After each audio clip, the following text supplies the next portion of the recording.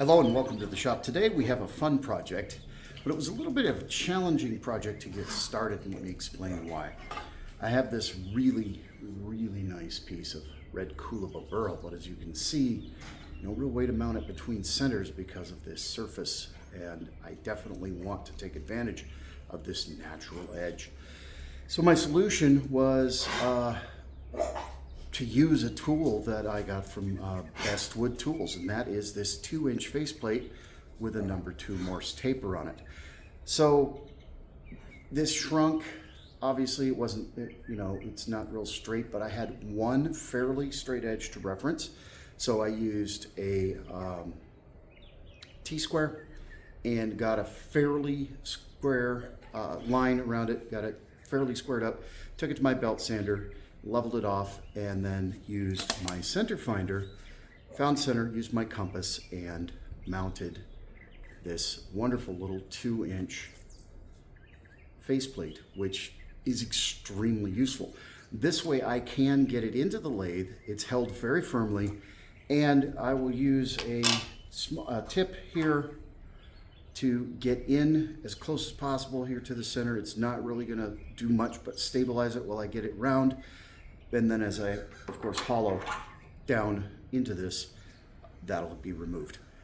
What are we doing? Well, I'm getting ready to vend at the 3rd gathering of Norseforged in Salisbury, North Carolina. It is fantasy and Dungeons and Dragons themed, and I figured what better thing to create for the event than a goblet with a fantasy theme. And a goblin's goblet is too much alliteration. Well, synonym for goblet is Cannikin. So this is going to be the Goblin's Cannikin. Red coolibah burl, and I think we'll use some African blackwood, and we'll probably do a little carving. So stick around. Let's see how this turns out. So this little 2-inch faceplate is threaded to receive a 3/8 inch all thread for a holdback bar, also available at Best Wood Tools. You need a holdback bar when you put something like that in, because the faceplate is what's going to be holding our piece here, and not the pressure of between centers. The tailstock will be up, but it's not going to be able to generate. It's just really going to be for stabilization. I can't get a good purchase with tailstock.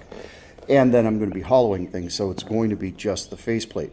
Now, if this was threaded, it would screw on, but you wouldn't have any room to put screws in if you had threads to fit that 1 1/8 TPI, which is why there is this Morse taper. So make sure, for safety's sake, that you use a holdback bar when you use this 2-inch faceplate. And again, you can get the holdback bar from Best Wood Tools, or you can just get a piece of 3/8 inch all thread, and it is threaded. It is tapped to receive that. I'm not sure if this center is long enough to reach, but we'll see what we can do.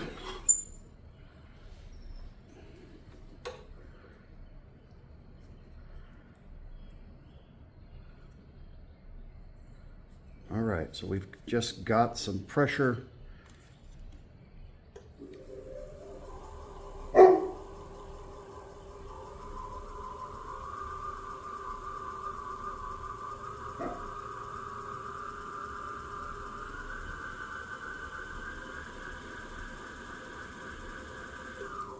We're going to try a cone center and see if that'll fit a little bit better.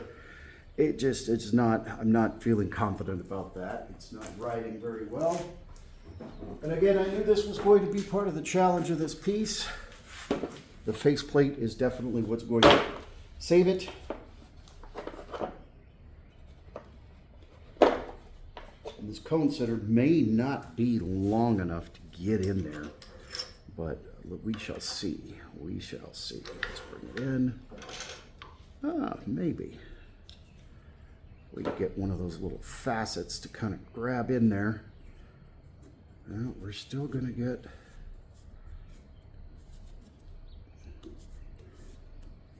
We're going to get some swinging motion.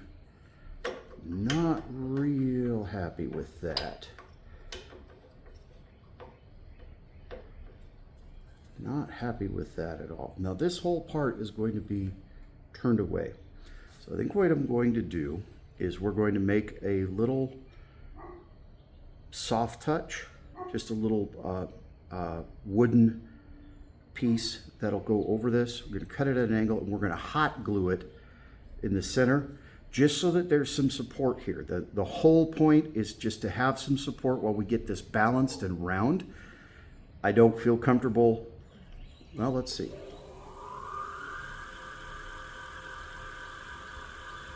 I really feel like I need to have something on this side just to make sure that this isn't going to go anywhere. So let me get set up to turn a little bit of a soft touch that'll fit over this. It'll just kind of fit over that, and then we'll hot glue it there because this is all going to end up going away, and we'll see how that works. By the way, there's a lot of temptation to just use your holdback bar as a knockout, but you'll shred these threads. You'll destroy the threads, and you could possibly destroy the tap. Don't do that. Use your actual knockout bar.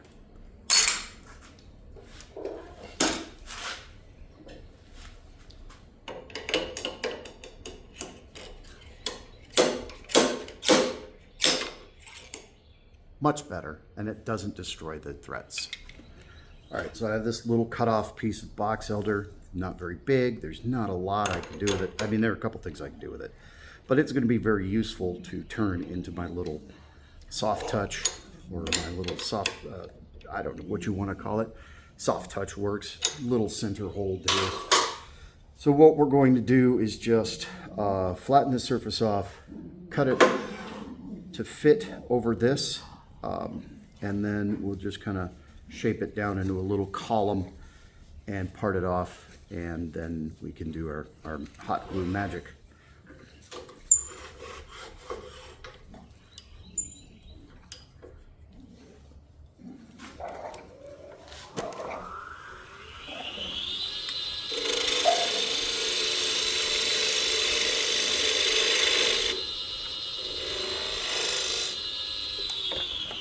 Having a sharp tool helps.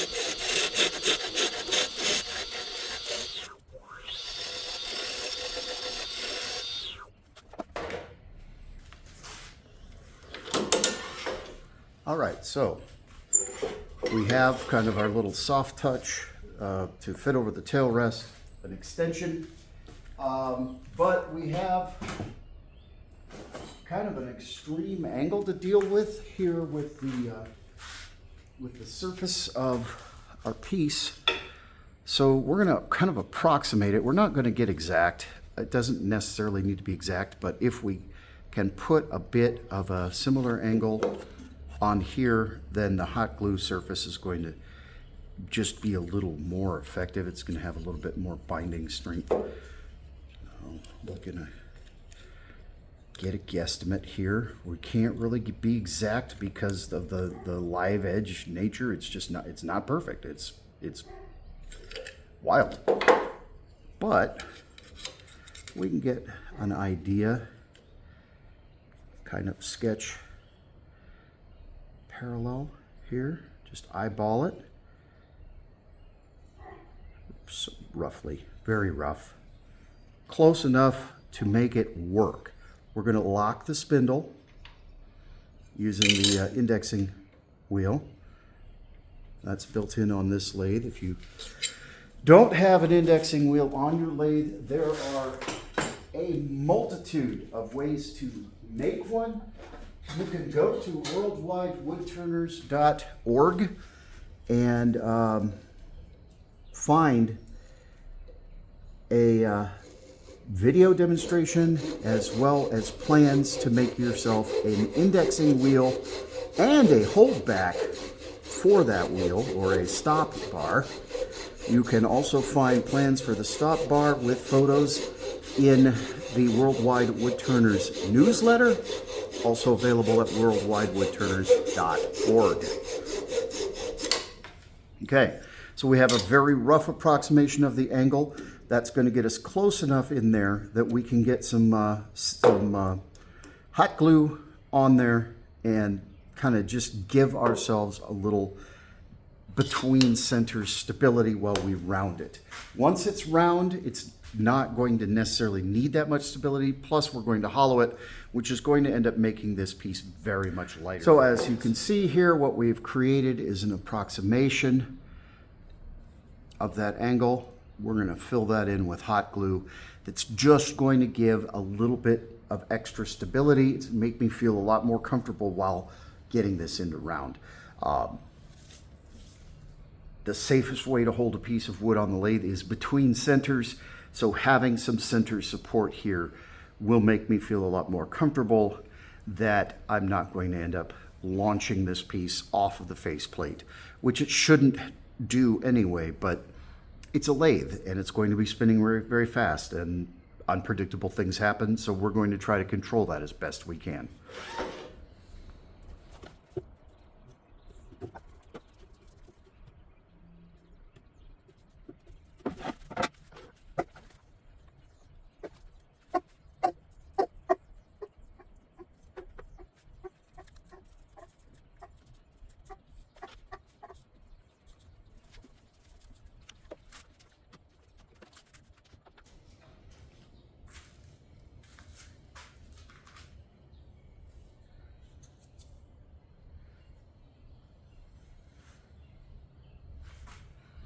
Again, it's certainly not the most elegant solution, and it might fail, but I have a little bit of a more confidence that since I have something just steadying this end, that it's going to help just keep this thing under control and cutting cleanly while we round it out and get some balance on it before we start to hollow it.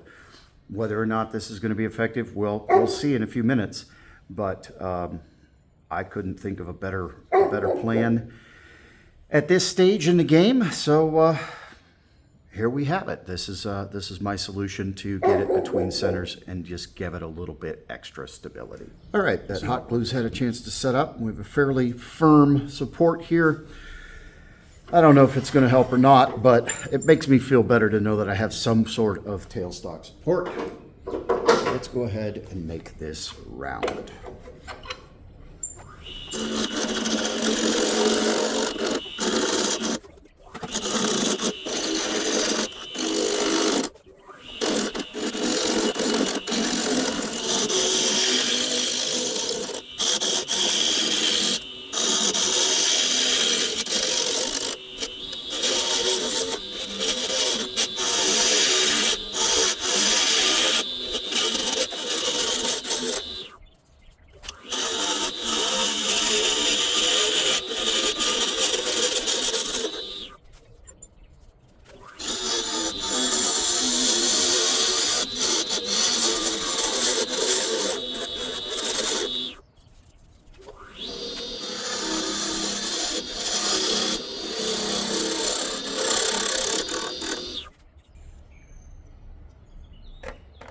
All right, we are round.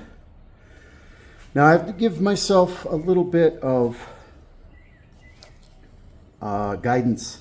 First of all, my screws are about that deep, so that is, actually we're going to move that up a little. This is the drop dead line. We cannot turn past that. We're going to put a little tenon on the bottom of this once it's hollowed, but we're just about around, and we're going to go ahead and start shaping our little cup a little bit so that we can have some guidance for hollowing. We have a little bit of a flat spot here, but this definitely needs to be addressed. And then I'm going to go ahead and give a line right here so I know that I have to work up from that and get this flat spot out. The figure in this is absolutely stunning. This is going to be gorgeous. So I do have essentially the bottom, that's the top, what I will consider the rim of my little goblet, my little cup. So our shape is going to come down here, and then we'll have a tenon on the bottom so that it can mount into a foot. This is going to be beautiful.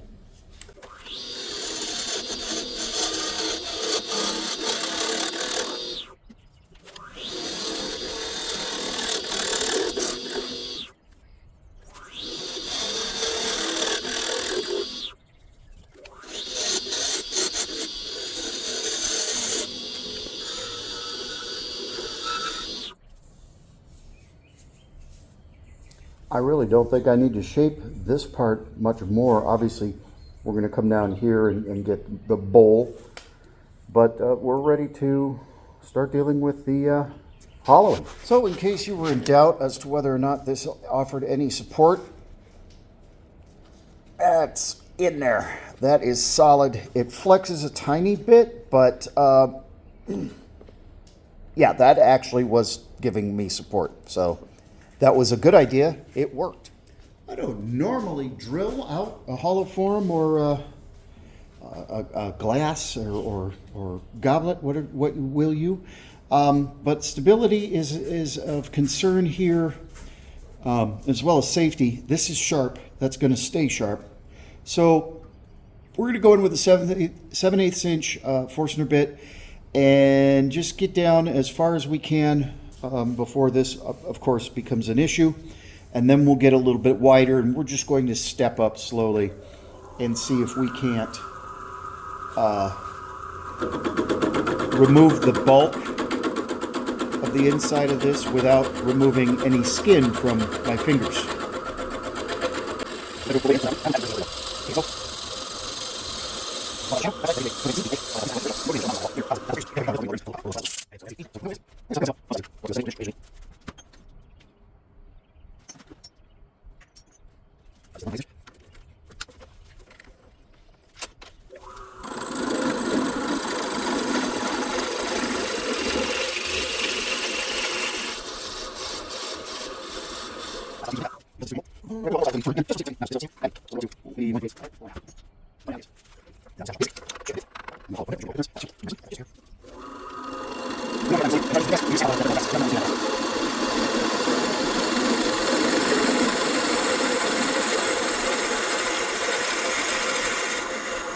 Safely get that in there.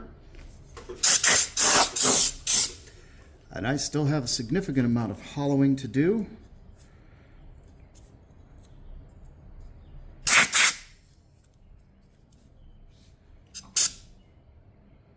I think what I'm going to do is bring in my 3/4 inch speed bore, because it's a longer shaft, and just get down a center down. Again, just removing bulk, protecting my knuckles. We'll take this down so that we have a center depth.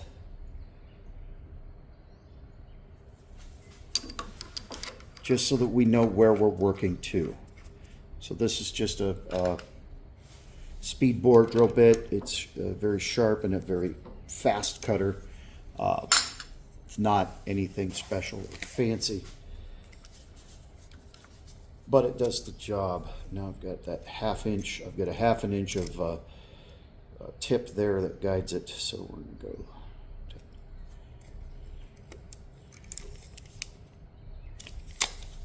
We're going to drill to the letter B in the word speed bore on the shaft.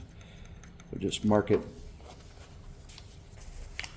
That way we don't get too deep in the center there, but that'll help remove some bulk. Again, so that knuckles don't end up bleeding. This is a very sharp piece of wood.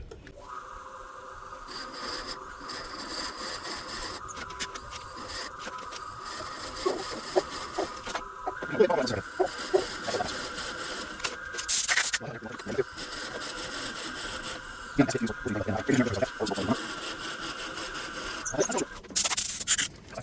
right, so you get a little bit of a view here. We're gonna bring up this tool rest. And this tool rest is absolutely the do not cross line, which means we're going to be doing a lot of hollowing off the end of the tool rest at a mechanical disadvantage. However, I have a tool that's very good for this kind of hollowing, and that is the one-way turbine. This is a pretty good little hollowing tool. It's a ring hollowing tool. It clogs up a lot, you'll see. I'll have to stop and clear it, but I should be able to work in there and get quite a bit removed, smooth the sides. This and possibly my carbide, my round tip carbide, should accomplish the mission. So let's get my face shield on and take a whack at it.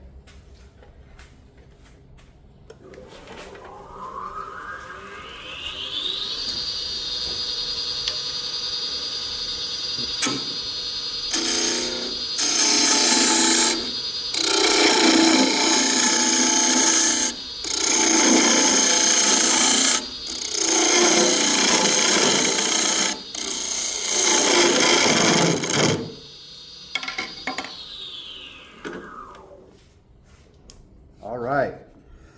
So when I put this back on, I forgot to do something very important, and you just saw why it's important to do so. I forgot to put the holdback bar on when I put this back in. Completely forgot about it, and you saw it just start rattling free. Perfect example.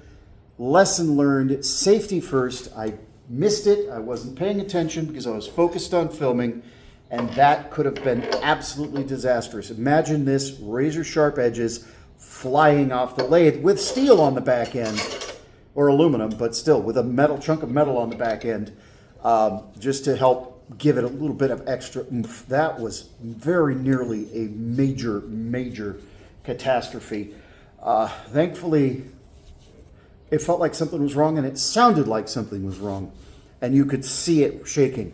So please, folks, pay attention to those kind of things. I missed it.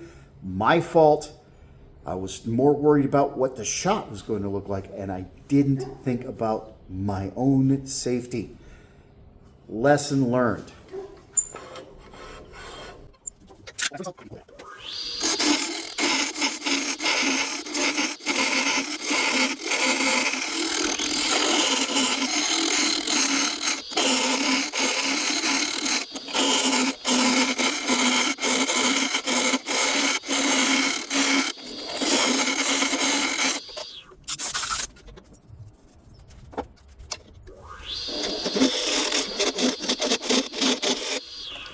We're getting a lot of chatter off of the 1/2 inch scraper simply because we're so far off the end of the tool rest, but I have about 3/8 of an inch more depth to get to, and basically at this point the only tool I really have that will do this job is my carbide scraper.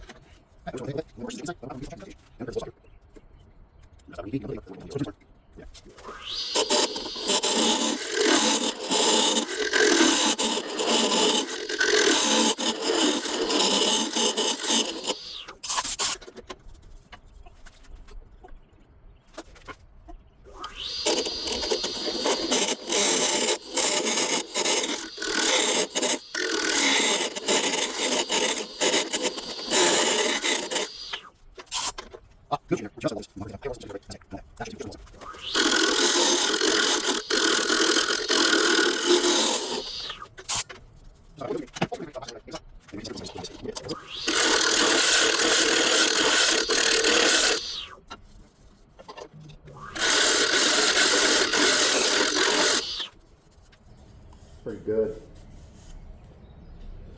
All right, I'm going to spare you the sanding, but it's going to take a little work. We're going to get this sanded up and then finish the shape of the outside and the outside of the cup itself, and then we'll build a foot. All right, we've got it sanded inside to about 240. I don't think we're going to go any higher than that. This is obviously not going to be for drinking. I mean, I guess you could use it, but I think I'm going to finish this with spray lacquer. This is a decorative piece. But we need to finish shaping the outside here and get down to our little stem so that we can sand and finish the outside and get it nice and shiny. So let's get it done.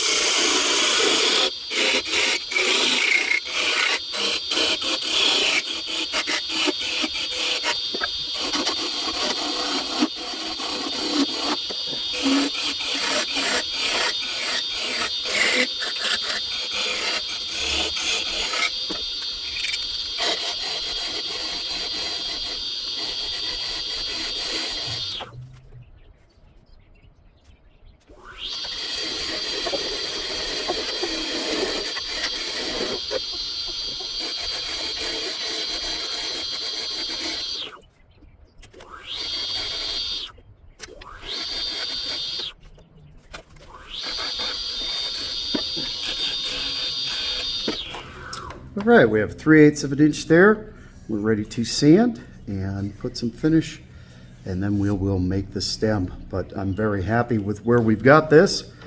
We're going to take a little bit of time and do some sanding. All right, we've sanded this to 600, and I thought about it, and although I cannot use sanding paste on here simply because of the texture, it would cut my fingers to shreds. I sanded it to 600, and I am going to use the Food Safe Brad's Workbench Tongue Honey. Now, again, obviously, this really isn't an actual food-containing vessel. As a matter of fact, it's kind of porous. This burl has some deep features, I guess you could say. But I really love the rich satin gloss that we get from Brad's Workbench.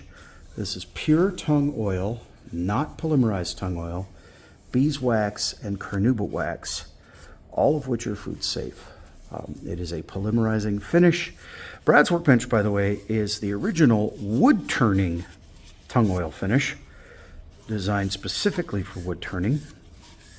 I find that it is the finest finish that I have been able to through all my research that I've found on the market. Brad and I were doing a lot of the same research and asking the same questions at about the same time. Brad beat me to it in making his own products. He also has an extra fine sanding paste that is also food safe materials. It is a friable abrasive. That means that gets finer as you work it, and it is the best sanding paste that I've found. Admittedly, I haven't used a lot of sanding pastes, so I couldn't tell you, is it comparable, better, or worse than, say, Yorkshire Grit. I can just tell you it's made in America, and it is food safe, and I support my fellow small businessmen and wood turner. And because of that, I am sponsored by Brad's Workbench. I didn't go to him and say, sponsor me and I'll advertise your stuff. I started talking about his stuff and telling people how good it is. And he came to me and said, hey, would you like a sponsorship? And I said, absolutely. So even if I was not sponsored by Brad's Workbench, I would tell you that it is the best finishing process that I have found on the market to date. This is incredible. This is lovely. This is exquisite. I need to let it soak in that tongue oil, and then we will come back and we will hand buff it. This is the tongue honey from Brad's Workbench. The other finish that he makes is tongue wax. Now this one you could see was fairly liquid. The tongue wax is a higher wax to oil ratio, and it is not very liquid. And the difference is you have to buff this with the lathe turning, you buff it on the lathe. This, you just wipe away the excess and hand buff it, and it gives you just a wonderful finish. So we're going to take a break, take some lunch, and when we come back, we will turn the foot and assemble our Goblin's Cannikin. All right. So this has been soaking for a little while. We're just going to go ahead and take a paper towel,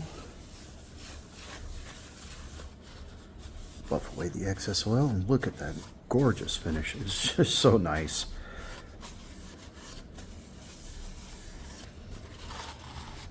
And this will really, really pop when I take the final piece to the buffing wheel. And that will really make this finish pop, but I could be happier with the way that the Brad's Workbench finishes. I think it's just, it's the best finish that I've found on the market to date. And honestly, I'm not really looking anymore because this stuff is amazing. This is a polymerizing oil. That tongue oil over the next 2 or 3 weeks will harden up and give us a water-resistant finish. I never call a finish on wood waterproof unless we're talking about resin, but this is definitely water-resistant. And I am currently using a mug that I made and finished with Brad's Workbench Tongue Honey daily, and it is 100% water resistant. It does a good job. But yeah, when this gets on the buffing wheel, we run a little tripoli over it and then hit it with some carnauba wax. This is really, really going to pop and just be absolutely fantastic. So what we're going to do is just saw this off. We don't need to swing that thing around at high rate of speed with that little tiny tenon. But we do need that tenon so that we can glue this onto our foot. Just saw it off real quick. And there is the goblet portion of our piece. I missed a little finish in there because I couldn't see it, so I'll get some more finish and put that in there. But there is the actual cup, and I couldn't be happier with that. So I'm looking forward to getting the foot turned here. For the stem of our Goblin King's Cannikin, we have a piece of African blackwood. This is actually a clarinet bell blank, but it will work perfectly for our stem, and we will start between centers.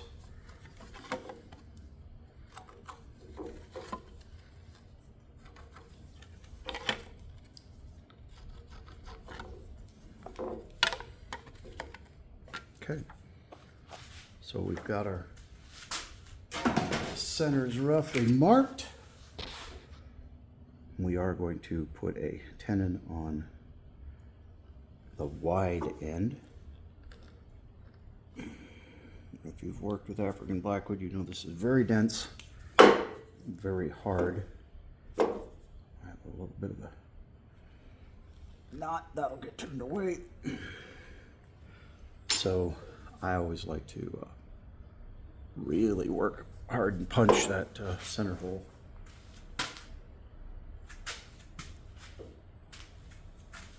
Make sure that I have a good dent there, a good indentation.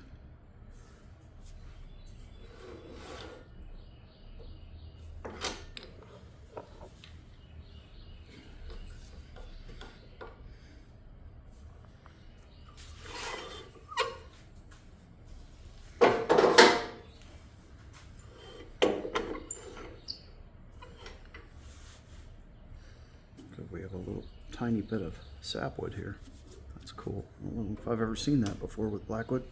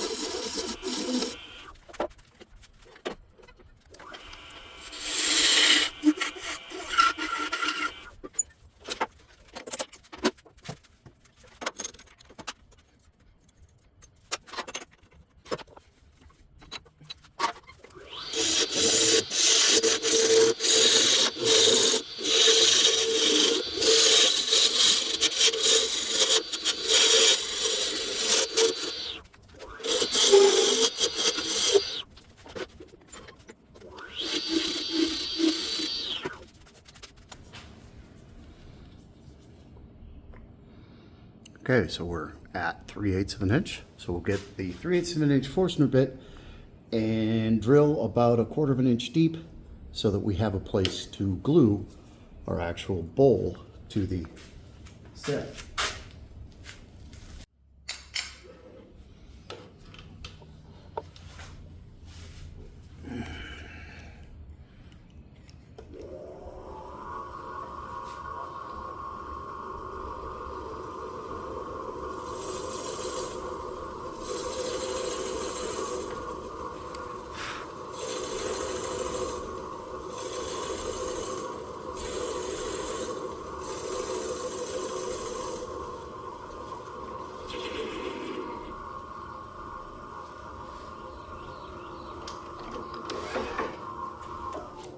Okay, we're going to do a quick test fit. Should be perfect. And that will have 2-part epoxy. Actually, yeah, probably 2-part epoxy. Now, that's a little bit deep, and there's a reason for that. We have a nice rounded shape down here. And we're going to shape this to accept that and then round it over, coming back the other way. So we're going to do a little bit of work here.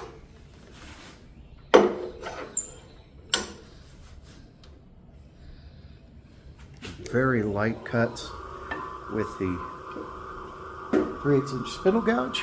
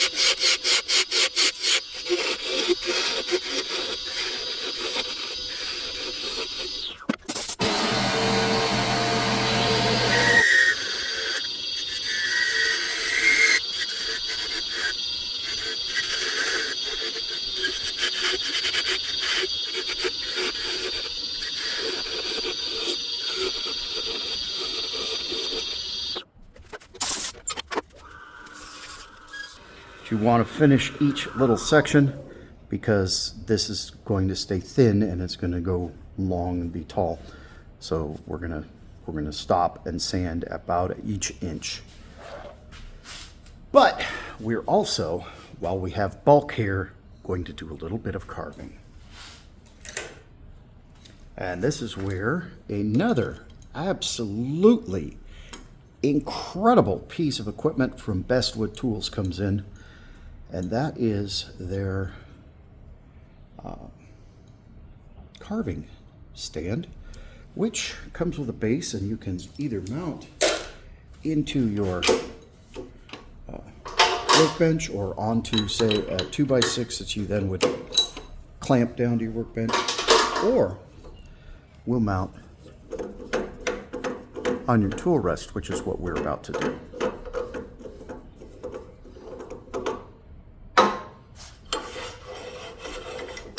Bring the tool rest out. Unclamp this from the workbench. It comes with a post that fits your lathe. And this is really, really handy. You can move it that way, and you can rotate it. And your chuck screws right on. So you can get this to whatever angle you need in order to do the carving you want to do.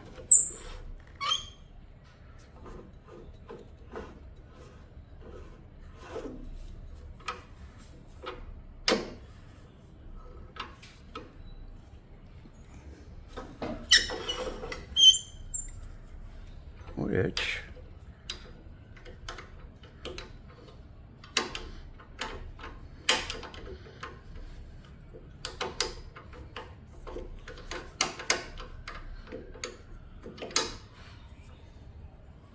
should be right about there. We'll move you guys over a little bit.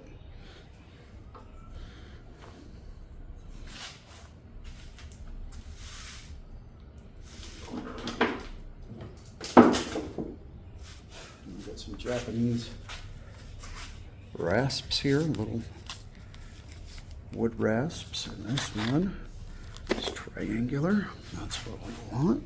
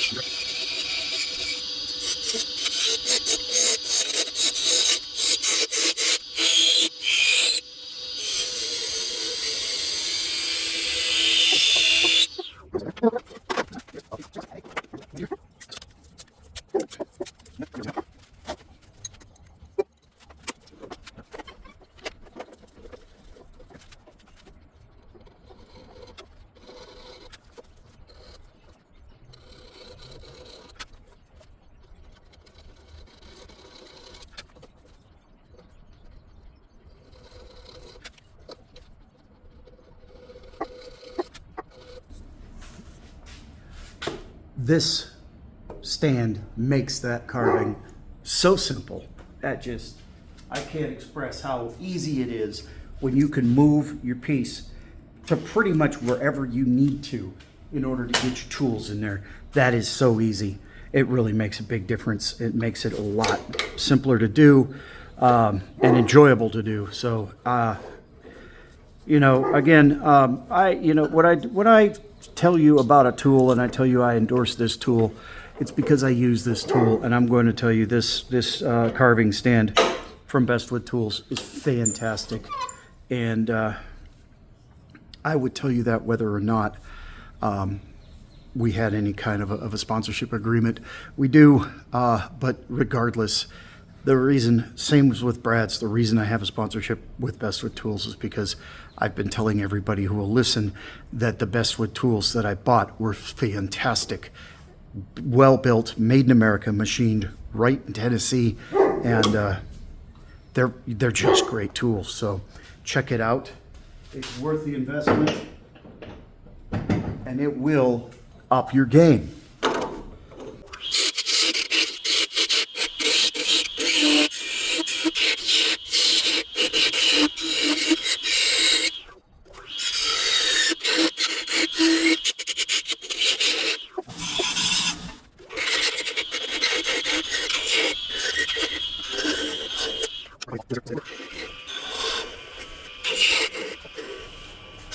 Well, here we have it.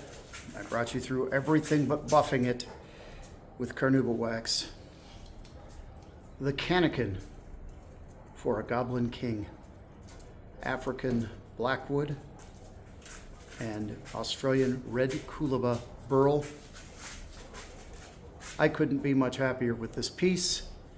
Absolutely stunning is the best way I can describe it. It really turned out nicely.